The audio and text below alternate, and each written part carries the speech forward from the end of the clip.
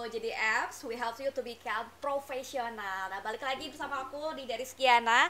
Pada kali ini tentunya kita bakal ngundang narasumber-narasumber yang kece, masih muda, punya prestasi juga. Yang ini pastinya bakal butuh banget nih buat adik-adik di luar sana untuk ini arahnya kemana ya gitu ya. Karena zaman sekarang anak muda itu butuh perubahan. Siapa lagi gitu ya mau merubah dunia kalau bukan anak muda, termasuk kalian ya adik-adik. Karena di platform Mau Jadi Apps ini belajar langsung dari ahlinya, platform pelajar profesional, dan juga ini merupakan platform edukasi yang paling bermanfaat. Jadi kapan lagi kalian bisa dapatkan pengalaman-pengalaman dari expert atau dari siswa-siswa berprestasi? Makanya pantengin terus di Mau Jadi Apps.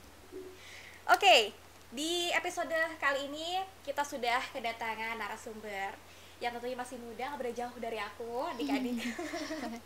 Dan ini dia Ayu. Halo Ayu, apa kabar? Halo Kak Dinda, alhamdulillah baik. Baik-baik ya. Ayu nih, sorry, kelahiran tahun berapa sih? 98 Kak. 98. Oh my god, oke. Masih muda banget kan? Tapi kalian tahu nggak sih, lahiran 98 ini Ayu udah kerja, guys, ya. Udah kerja sebagai konsultan BLUD rumah sakit. Yap, betul. Luar biasa Ayu. Diceritain gimana ceritanya Ayu? Ceritanya bisa dapat kerja. Sebenarnya ya, awalnya juga aku nggak ngira Kak, karena memang kerjaan aku sekarang ini memang di luar dari ekspektasi aku waktu jadi mahasiswa, ya kan? Karena aku selama kuliah aku ngambil peminatan promosi kesehatan, itu pengennya aku jadi promotor kesehatan gitu, yang terjun langsung ke masyarakat, yang interaksi langsung dengan masyarakat, ya kan? Yang jadi edukator gitu. Sekarang pekerjaan aku adalah di belakang layar dan di depan laptop gitu kan. Memang di luar ekspektasi, tapi ya inilah gitu jalan yang diberikan sama Allah sama ke aku supaya aku bisa dapat ini gitu. Di kala teman-teman yang lain mungkin belum dapat kerja, belum ada tawaran kerja, aku justru udah dapat ini sebelum aku wisuda bahkan gitu ya. Dan memang jalannya dari yang tak diduga-duga Kak. Oh gitu. Dari relasi organisasi awalnya ya kan. Jadi dari relasi organisasi ada yang dianya dapat tawaran tapi dianya udah dapat kontrak kerja di puskesmas. Ya justru dia yang tadinya peminatannya ini justru administrasi kesehatan yang harusnya ngambil pekerjaan ini, tapi karena dia udah lulus duluan, dia udah kontrak duluan dengan puskesmas, menjadi promotor kesehatan. Oh gitu. Yang aku damba-dambakan ya kan. Akhirnya ketika dia ditawarkan karena dia udah dapat kerja, dia nawarinnya ke aku, ya kan, karena saat itu saat pandemi, saat aku nggak ada aktivitas sama sekali, saat udah mulai bingung ini udah lulus mau ngapain, dapat tawaran itu nggak mungkin ditolak dong Kak, ya Bener kan? banget. Meskipun aku nggak tahu Kak kerjaannya ngapain, Oh gitu. aku nggak tahu nanti bakal bisa atau enggak gitu, tapi kayaknya ini peluang yang dikasih tuh justru harus aku ambil gitu. Harus dong, Iya, rezeki nggak betul. boleh ditolak. Betul, iya kan, meskipun banyak kekhawatiran gitu dan lain-lain, akhirnya aku ambil. Setelah hari itu aku yudisium, besoknya aku dipanggil interview Kak. Oh my Beneran, god. langsung Kak interview, dan saat itu tuh redaksinya tuh bukan begini, bukan selamat ya kamu diterima, bukan, tapi gimana? justru gini Kak, gimana Ayu dengan job desk yang saya jelaskan tadi, apakah Ayu tertarik untuk join dengan tim kami gitu Kak. Jadi Jawabannya? dan jawabannya adalah yes, sure gitu. Ini aku tunggu-tunggu gitu kan, sebelum lulus aku pengen kerja gitu. Oh, luar biasa Iya. banget. Jadi 1 hari setelah yudisium langsung ada tawaran kerja. Ya, interview kerja. Ya kalau lamarnya udah dari Hamin 5 hari kalau nggak salah ya kan. Dan memang saat itu memang lagi dibutuhin gitu kan, proyekan gitu, ngejar deadline gitu. Dan ya setelah yudisium besoknya interview langsung dinyatakan oke, kamu join dengan tim kita gitu. Luar biasa tuh adik-adik. Iya. Ini adalah kalau misalnya aku lihat, karena di sini ya, kalau misalnya adik-adik lihat juga di sini CV-nya itu ngabisin kertas. Gak cukup 1 lembar gitu ya. Dan ini tentang organisasi semua. Jadi ini juga mungkin bisa ngerubah mindset adik-adik ataupun teman-teman kita yang lain gitu ya. Kalau bisa mikir, udah kuliah atau udah sekolah capek, mau ikutan eskul, mau ikutan organisasi gitu kan ya. Tapi malah dengan organisasi ini sendiri, si rezeki yang ngikut-ngikut kita gitu ya, uang yang nyamperin, bukan kita yang nyari-nyari uang gitu kan. Dan kalau misalnya tadi dari tawaran di PT Sparga ya, Betul. kan saingannya juga banyak ya, saingannya juga banyak, dan ini Ayu mampu untuk meyakinkan si PT Sparga ini di usia Ayu yang masih sangat belia. Itu ini luar biasa sekali. Tapi kan ini kerjanya sebelum lulus ya, sebelum kelulusan. Ada apa ya? Ada kekhawatiran tadi ada sih, ini bisa enggak, bisa enggak. Tapi apa sih mindset Ayu yang aku bisa, aku mau kerja gitu? Apa? Pertama karena yang bikin aku pede karena Ah. aku udah dapat ilmu dasarnya kak dari selama kuliah. Jadi aku dapat dasarnya. Jadi kayaknya ini cukup untuk bekal aku gitu. Untuk kedepannya tinggal nambah-nambah gitu kan. Dan di perusahaan ini juga aku tuh ditempatin kerja karena aku fresh graduate kan, ya kan belum ada pengalaman kerja gitu. Paling magang-magang di perkuliahan gitu kan. Nah, direktur aku tuh memberikan tim ahli. Jadi ada tim ahlinya yang memang sudah expert. Jadi aku diberi bahan, diberi tambahan apa, dikasih arahan gitu. Jadi aku tinggal ngerjain teknis gitu. Dan aku udah dapat ilmu dasarnya. Jadi aku percaya diri, aku pasti bisa Oh gitu. gitu. Dia pasti di Iya. training ya. Ya, dikasih arahan Dikasih gitu. arahan. Jadi nggak jalan sendirian ngerjain sendiri, enggak. Gitu, Nah, Kak. itu juga mungkin yang jadi kekhawatiran adik-adik di luar sana yang mungkin SMA udah mau kerja atau begitu kuliah udah mau kerja, pasti ada kekhawatiran itu sendiri, tapi santai aja gitu, yang namanya Ya, kerja betul. pasti learning by doing gitu betul, ya. betul, Kak. Bener banget, di bidang apapun pasti dari nol lagi dan pasti diajarin lagi lah, Iya, kayak betul. gitu. Dan aku aja kak ya, selama kuliah tuh aku ngerasa kayak udah bukan muak ya, tapi kayak udah bosan gitu. Kok materinya ini terus, kayak aku udah bisa deh ini gitu. Kok diajarin terus sih gitu. Padahal tapi ketika aku mulai ke dunia kerja, itu kayak oh ya ternyata aku kurang nih materinya, ternyata aku belum bisa ini, betul loh. Dan itu kalian nggak perlu khawatir ketika kalian memang merasa apa ya, merasa kurang mumpuni di bidang akademik. Ketika di pekerjaan tuh ya semuanya juga saya rasa mengulang dari nol gitu kak. Ulang Iya, lagi. jadi apa yang kalian pelajari di bangku sekolah, kuliah, dengan apa yang kalian kerjakan di pekerjaan itu berbeda, ya kan? Karena apa yang diajarkan itu adalah teori gitu, sedangkan yang kita lakukan adalah aplikasi gitu. Dan nggak ada di perkuliahan, betul. Apa yang aku kerjakan sekarang tuh nggak ada pernah diliatin ini loh kayak gini, nggak ada. Jadi aku benar-benar menemukan wajah baru, menemukan ilmu baru gitu. Dan itu yang harus, dan pasti setiap orang akan ada di fase pertama kerja ini. Betul. Gitu. Dan harus dilawan, harus dihadapi. Harus dilawan, Begitu, iya. kekhawatirannya itu seperti apa Iya, gitu ya. betul. Selain kekhawatiran di dunia kerja, tadi aku dengar dari awal-awal Ayu tuh kayak, aduh aku ini gimana, aduh jadi sium, tapi misalnya gak ada kegiatan gitu ya. Hello Ayu, Iya kak.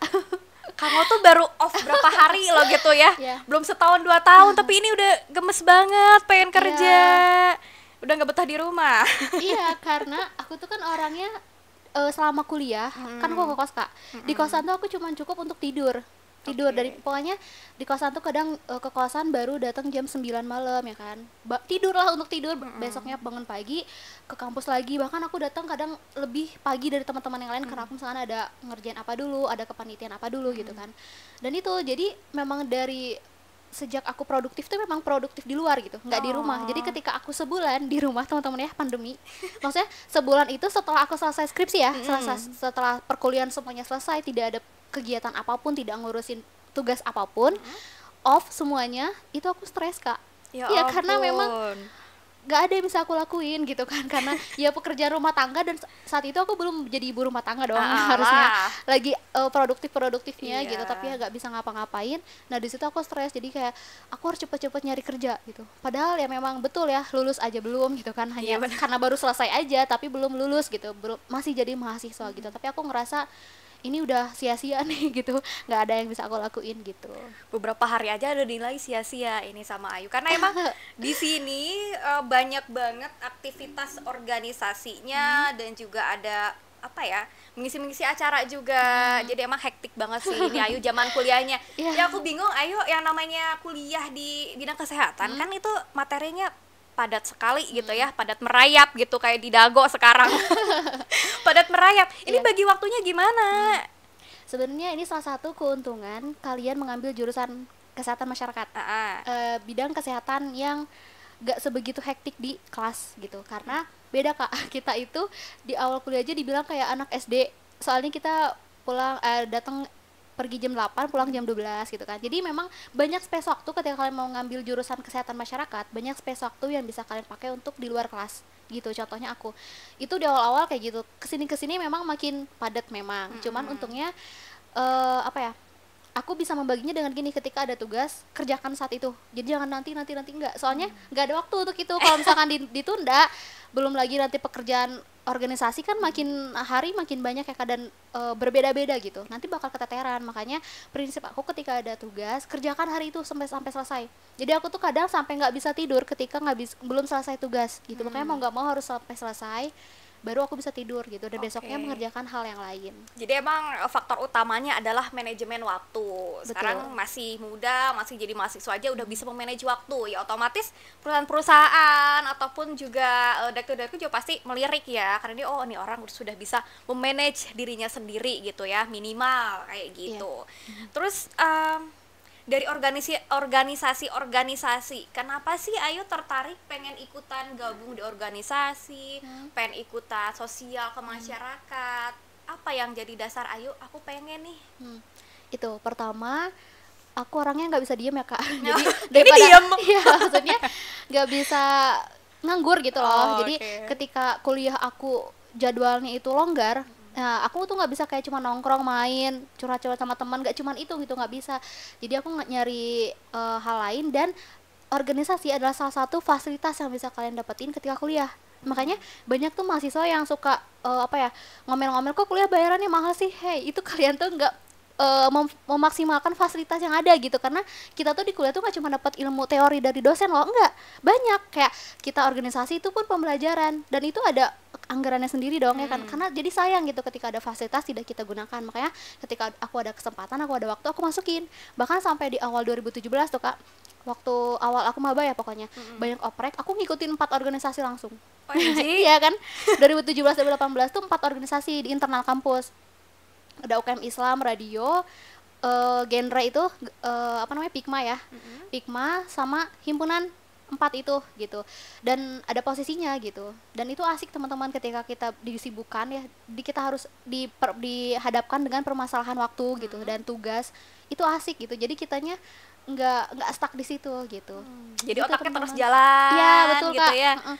Nggak Ya, nggak ngaler ngidul gitu. Kalau misalnya nggak ada kerjaan kan nanti kemana-mana ya, juga jadi tumpul. pikirannya, jadi tumpul, Iya, diasah betul. ya, makanya di mau jadi apps. Ini emang sih dari 2017 sampai 2018, berarti 1 tahun setelah kamu masuk kuliah ya. Ini udah gabung di 4 organisasi gitu, luar biasa sekali. Iya. Organisasi apa aja emang? Ya itu tadi Islam, UMI namanya, Umi. UKM Islam Baitul Ilmi, terus Pikma Periang, Pik remaja itu, Pik mahasiswa ya, bukan remaja lagi kalau mahasiswa, Pik mahasiswa, UKM Radio, Famous Radio namanya, terus himpunan aku prodi, nah itu Oh, ada himpunan, himpunan jadi juga. 4 ya, terus di 2000 itu juga 2017 juga masih di eksternalnya aku jadi pengurus senatnya, forum ikatan senat sewilayahnya. Wilayah Sewilayahnya. doang. Jadi kesmas, jadi satu jurusan, teman-teman satu jurusan tuh punya ikatan senatnya, gitu kan, kayak apa namanya, kayak dokter punya ISMKI, ya kan, kalau kesmas punyanya ISMKMI gitu, Oh, Kesehatan gitu. Masyarakat Indonesia. Tapi itu ikutan 4 organisasi, ada tugas yang ke skip gak? Walaupun saya tadi setiap dapat tugas dikerjain, sampai tugas dikerjain, otomatis kalau misalnya ada organisasi suka ada dispen dong. Iya, sering. Nah, Sering banget. selama dispen Iya. tugas gitu nanya ke teman udah ada 5, udah ada 6. Ya, alhamdulillah kehandle kak semua. Wih, Iya, aku pun sebenarnya gini ya, ketika kita dibiasakan dengan tugas yang banyak, ketika dapat tugas itu selesai gitu dalam Wih, hitungan jam. keren. Soalnya iya, maksudnya sebenarnya nggak ada tugas yang susah teman-teman ya. Ketika kita mau ngerjain, kita mau belajar, itu nggak ada sebenarnya tugas yang susah, karena apalagi sekarang segala media banyak ya kan kak, bisa googling lah, bisa nanya senior lah dan lain-lain gitu. Sebenarnya nggak ada tugas yang susah asalkan kitanya mau gitu, nggak ada males sebenarnya. Yang teman-teman nggak lama ngerjain tugas itu adalah malesnya gitu. Sebenarnya bisa, pasti coba deh.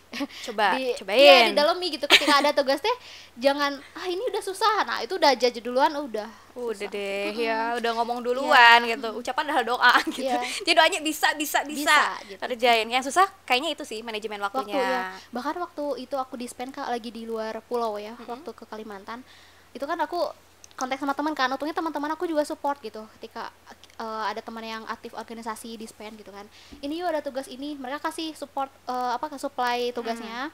Aku ngerjain waktu itu, untung ngisi acaranya tuh siang gitu, jadi pagi aku masih bisa ngerjain tugas dulu gitu sih kak, sebenarnya bisa.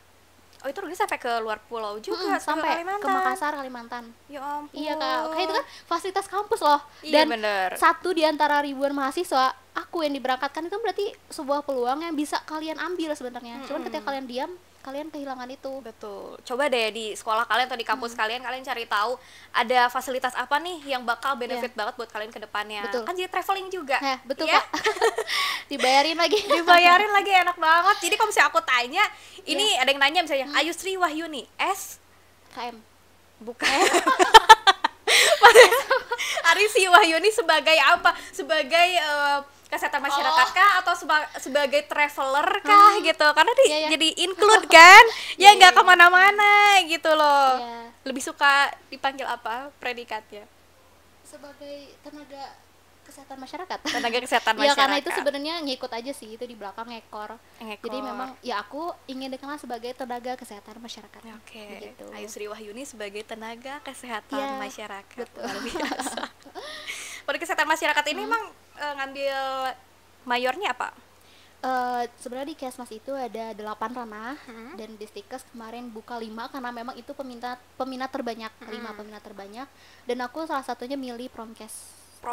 Dan Promkes itu adalah baru pertama kali dibuka saat angkatan aku gitu. Jadi baru di tahun aku banyak yang minat ke Promkes dan aku angkatan pertama, jadi kayak nggak bisa review dulu cutting sebelumnya di Promkes ngapain aja dan lain-lain gitu. Jadi aku justru pendahulunya di peminatan ini, promosi kesehatan, mengawali promosi kesehatan. Promosi kesehatan tuh ngapain aja sih?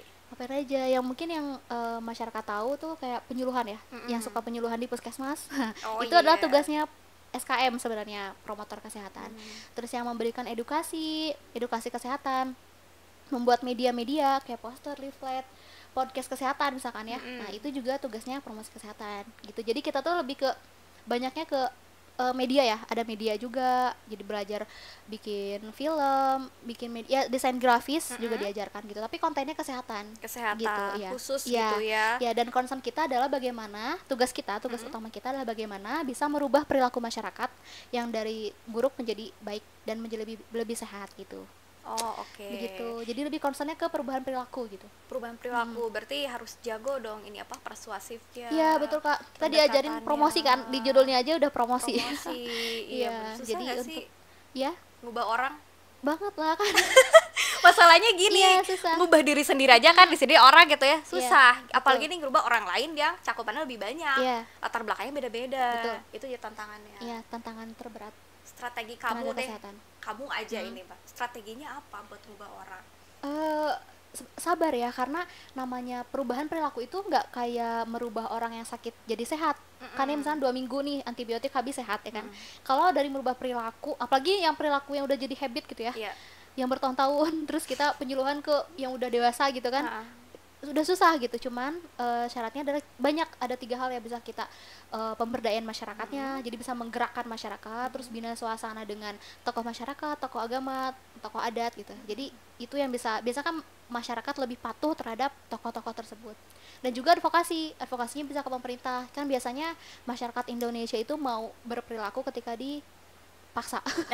Ketika ada undang-undangnya, dihukum, ada sanksinya gitu kan. Gitu. Jadi ada advokasinya, kayak misalkan buang sampah di sini didenda sekian, kayak gitu Kak. Nah, kayak misalkan kemarin tidak memakai masker ke ruang publik didenda sekian ratus ribu. Nah, itu salah satu upaya advokasi. Gitu. Barulah mereka nurut gitu ya kan. Karena ada dendanya gitu. Terus emang kalau misalnya di promosi kesehatan tadi kan ngerubah perilaku masyarakat. Sesuai dengan pengalaman Ayu nih, udah selesai juga kan sekolahnya. Pernah ditugaskan ke daerah yang katanya di wilayah 2 dunia, maksudnya gimana Ayu? Kamu promosi kesehatan ke wilayah 2 dunia, jadi promosinya ke dunia nyata sama dunia mana nih aku tanya? Sebenarnya itu apa ya? Itu hanya ini sih Kak, apa ya? Majas aja ya. Sebenarnya menggambarkan kondisi aku saat itu, teman-teman. Jadi aku tuh ada program kerja lapangan namanya PBL, praktek belajar lapangan. Nah ya, ditempatin di salah satu tempat. Nah, ada berapa ya? 10 kelompok kalau nggak salah. Di antara 10 itu hanya aku yang ditempatkan di daerah makam Cina. Kamu sendiri ya? Enggak, maksudnya kelompok aku. 10 orang ya, 10 orang. Kelompok aku. Jadi ketika yang lain itu ngurusinnya banyak permasalahan kayak, ih masyarakat di aku tuh gini ya, rewel gini-gini ya. Aku tuh nggak cuma ngurusin itu, tapi aku tuh harus berjuang dengan melawan rasa takut setiap malam gitu teman-teman ya kan. Jadi ketika siangnya aku berhadapan dengan manusia dengan masyarakat, malamnya kita berasa apa dicekam halu gitu ya langsung. Jadi harus benar-benar ada kegiatan, harus sambil ngobrol, kalau ngerjain tugas harus sambil musik gitu dan lain-lain. Karena itu kita ditempatin di tempat yang menurut kita horor karena kita kan tinggal ya di rada kota lah ya, di dekat kampus gitu. Terus ditempatkan di mending yang lain tuh kayak cuma di kebun, dekat kebun apa. Ini keliling makam, Kak. Kita mau ke rumah Pak RT lewat makam dulu. Aduh, ya kan? iya Kita bener. mau ngambil data kalau udah lewat asar tuh udah mulai gimana gitu, Kak. Iya, sedangkan masyarakat di sana kalau misalnya kita nyari-nyari kader nih, Kak. Siangnya tuh mereka misalkan kerja, malamnya mereka bersosialisasi dengan masyarakat lainnya kayak nongkrong gitu ya. Cuma di makam. Jadi kalau kita mau nemuin dia harus ke makam. Oh my god. Gitu pokoknya. Itu suatu tantangan sih, tapi jadi pengalaman yang berkesan, teman-teman. Pengalaman yang berkesan. Gitu, iya, Kak. Tantangannya nambah. Betul. Tapi untungnya harus berani lah gitu ya, kan jadi. ya. Parah. Jadi kalau waktu di lokasi itu kamu mempromosikan hidup sehat apa nih? Misalkan banyak nih kayak hidup sehat, selalu rajin cuci tangan. Kalau misalnya lihat si masyarakatnya jangan cuci tangan, atau misalnya buang air di tempatnya, karena kan masih banyak nih kayak di daerah pedesaan yang belum support gitu ya si sanitasinya seperti itu. Mempromosikan apa pada saat itu? Waktu itu kita jadi ada tahapannya, Kak. Sebelum kita promosi nentuin edukasinya apa, materinya apa, kita survei dulu. Jadi kita survei dulu, pendataan dulu masalah kesehatan di sini apa, dan ternyata ketemunya yang pasti kayaknya di hampir seluruh Indonesia, di seluruh pelosok Indonesia ini permasalahan utama, Apa? yaitu perilaku merokok, Kak. Oh, oke. Ya, itu adalah musuh terbesar anak-anak kesehatan. Ya, jadi perilaku merokok di setiap Indonesia pasti udah jadi biasa ya, menjadi budaya bahkan itu aku ambil jadi topik skripsi. Ya, jadi permasalahan utama di tempat yang aku praktek itu adalah perilaku merokoknya. Jadi kita penyuluhan atau ngasih edukasinya tentang bahaya perilaku merokok gitu, dan penyakit penyertanya gitu. Dan memang sebenarnya langkah ini kayak hasilnya terlihat masih nihil ya, Kak. Iya kan, meskipun udah banyak yang keluar, terus kayak udah banyak upaya gitu, banyak komunitas yang melawan industri rokok ini, tapi tetap saja masih marak gitu. Ya ini cuman aku mau ngingetin aja ke teman-teman yang berjuang di bidang kesehatan ini, jangan putus asa karena ya itu namanya perilaku itu berubahnya tahunan gitu, jangka lama, jadi harus step by step gitu, jangan mudah menyerah gitu. Dan harus ada kesadaran dari diri sendiri. Iya, betul. Karena kebanyakan kalau sebelum sakit belum berhenti gitu ngerokoknya. Betul, Kak. Gitu bahkan kan. yang udah sakit aja, udah pernah sakit sampai misalkan jantung bocor apa ya, misalkan udah sampai dirawat sembuh, rokok lagi. Aduh. Iya. Udah candu. Betul. Ada zat yang bikin candu kayak gitu. Tapi kalau aku tanya sebenarnya bahaya ngerokok itu selain untuk si perokoknya ini sendiri, kan katanya lebih bahaya si perokok pasifnya, si asapnya, ya enggak sih? Nah, terus aku lihat sekarang tuh ada produk seperti rokok yang diambil kan nikotinnya. Ada produk nikotinnya gitu yang tidak tanpa asap, jadi kayak permen gitu, dimasukin ke mulut gitu ya, kayak gitu. Berarti itu nggak aman dong, karena kan nggak memerlukan asap. Gimana untuk apa namanya? Dari sisi aku dari sisi Ayunya.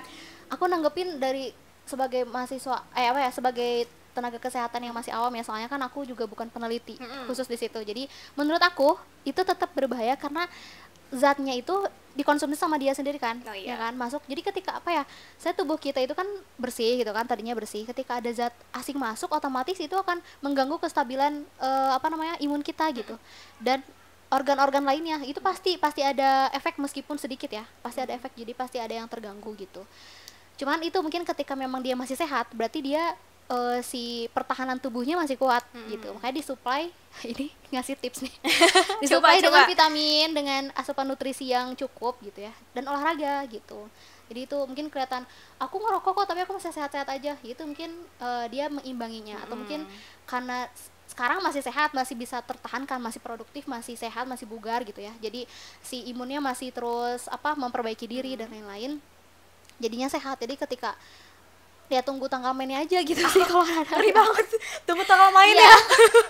Betul, karena meskipun nanti meninggalnya bukan karena misalkan rokok tuh identik dengan penyakit paru, jantung, cuman sakitnya bukan karena sakit itu loh, diabetes atau apa, itu ada pengaruhnya teman-teman dari zat-zat itu gitu. Sakitnya tuh di mana? Di sini. Bisa di seluruh badan. Di seluruh badan. Oke. Aku mau bahas lagi nih satu pertanyaan lagi tentang si skripsi kamu yang tentang rokok ini. Kan pasti ini juga sudah menjadi masalah yang susah dihindari gitu ya buat masyarakat. Pada saat kamu penelitian di sana, respon masyarakatnya kayak gimana? Ya, penelitian aku kan kebetulan deskriptif analitik. Jadi aku mengulik semua tentang perilaku merokok dan budayanya di sana. Jadi apalagi aku penelitian itu di desa, Kak. Jadi yang masih kental budayanya gitu, dan memang prinsip mereka itu adalah merokok itu sebagian dari budaya mereka yang tidak bisa ditinggalkan. Nah, hal itu di satu sisi menguntungkan aku karena data-data yang kebutuhkan kumpul semua gitu kan, Iya. ada semua. Jadi memang eh, dan aku tuh tidak apa yang namanya hanya mendeskripsikan saja bagaimana si perilaku itu membentuk suatu budaya di situ gitu. Dan betul Kak, memang mereka tuh ketika ngobrol sama aku yang notabene anak kesehatan, Iya. kayak seolah mereka bangga gitu. Saya merokok nih sehari bisa habis bungkus deh. Wah, ini padahal masalah saya nih. Iya, bener. Ya, tapi ini jadi bahan buat nanti kan saya selama apa ya, selama ini sejauh manapun kaki saya melangkah pasti nanti akan kembali ke desa sendiri ya kan. Betul. Ya pasti mengabdi di desa sendiri gitu. Dan itulah masalah yang nantinya harus saya selesaikan gitu, dan dari sini saya punya bahan gitu untuk nanti ke depannya harus seperti apa nih generasi selanjutnya saya buat gitu. Jadi concern sekali gitu ya, Ya, masalah betul. rokok emang ya sudahlah ya. Karena balik lagi ke kesadaran si pribadinya, Ya, betul. tapi emang harus dipush sih si Ya, promosinya didukung kayak dengan gimana. lingkungan juga Kak, betul. Betul banget.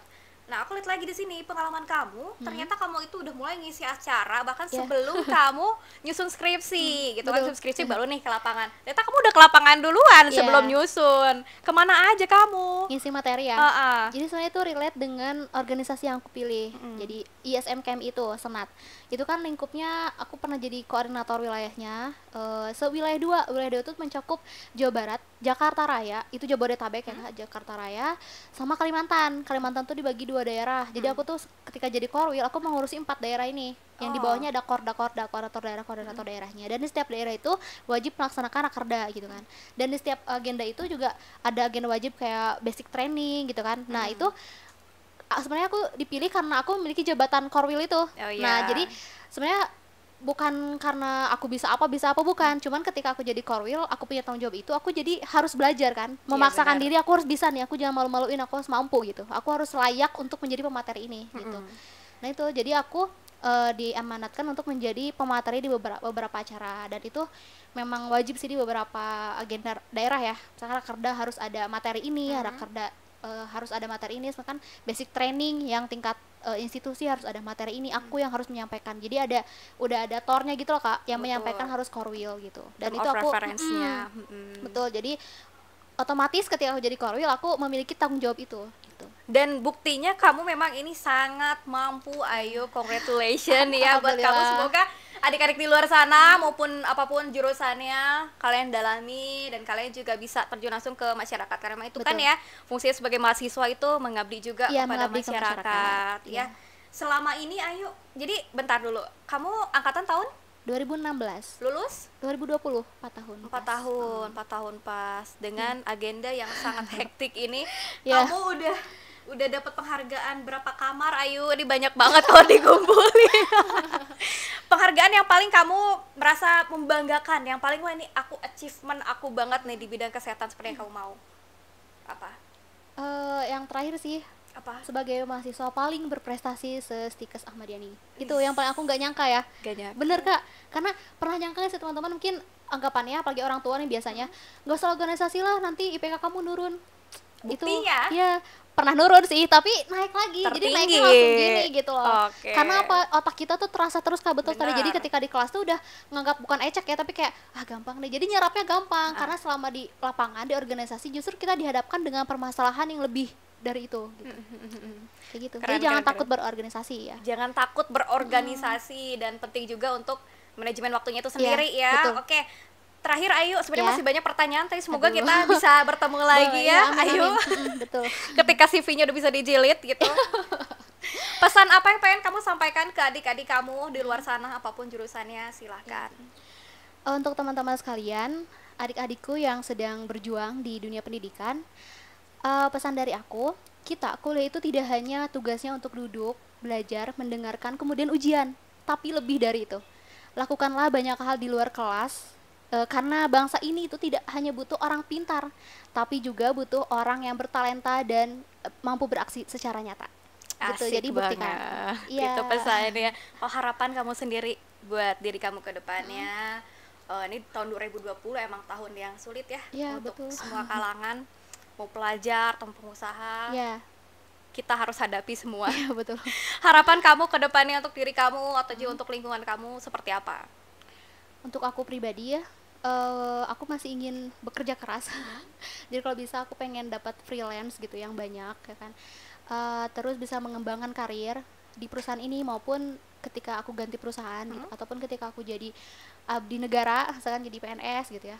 Aku ingin totalitas lah dalam bekerja sebelum akhirnya aku menikah, karena setelah menikah aku nggak tahu Kak mau kerja atau enggak gitu, karena tergantung nanti iya Suami. dengan suami aku Kayak begitu. gimana? Manut ya Iya. sebagai perempuan. Oke. Betul. Thank you Ayu atas Iya, Kakak, waktunya. Luar biasa sama-sama. sekali pengalamannya, ini juga masukan juga buat aku gitu ya, yang pengalaman organisasinya kurang banget pada saat kuliah gitu.